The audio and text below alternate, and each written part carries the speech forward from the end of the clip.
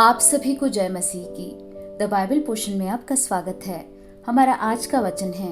यहेजकेल की पुस्तक 14वां अध्याय वचन 12 से 23।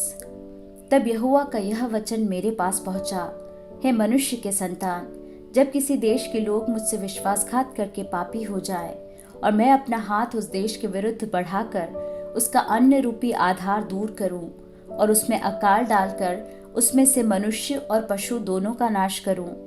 तब चाहे उसमें नूह, दानियेल और अय्यूब ये तीनों पुरुष हों तो भी वे अपने धर्म के द्वारा केवल अपने ही प्राणों को बचा सकेंगे। प्रभु यहोवा की यही वाणी है। यदि मैं किसी देश में दुष्ट जंतु भेजूं जो उसको निर्जन करके उजाड़ डाले और जंतुओं के कारण कोई उसमें होकर न जाए, तो चाहे उसमें वे 3 पुरुष हों तो भी प्रभु यहोवा की यह वाणी है, मेरे जीवन की सौगंध, न वे पुत्रों को और न पुत्रियों को बचा सकेंगे, वे ही अकेले बचेंगे, परंतु देश उजाड़ हो जाएगा। यदि मैं उस देश पर तलवार खींच कर कहूँ, हे तलवार उस देश में चल, और इस रीति मैं उसमें से मनुष्य और पशु नष्ट करूं, तब चाहे उसमें वे 3 पुरुष भी हो तो भी प्रभु यहोवा की यह वाणी है,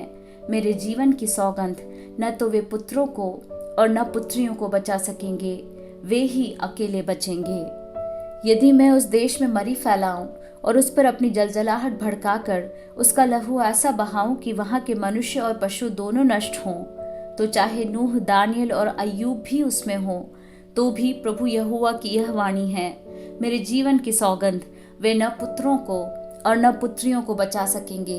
अपने धर्म के द्वारा वे केवल अपने ही प्राणों को बचा सकेंगे, क्योंकि प्रभु यहोवा यूं कहता है, मैं यरूशलेम पर अपने चारों दंड पहुंचाऊंगा, अर्थात तलवार, अकाल, दुष्ट जंतु और मरी, जिनसे मनुष्य और पशु सब उसमें से नष्ट हों।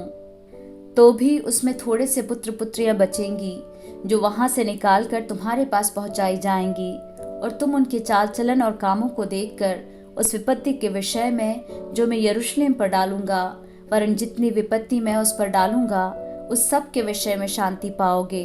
जब तुम उनका चाल चलन और काम देखो, तब वे तुम्हारी शांति का कारण होंगे, और तुम जान लोगे कि मैंने यरूशलेम में जो कुछ किया वह बिना कारण नहीं किया। प्रभु यहोवा की यही वाणी है।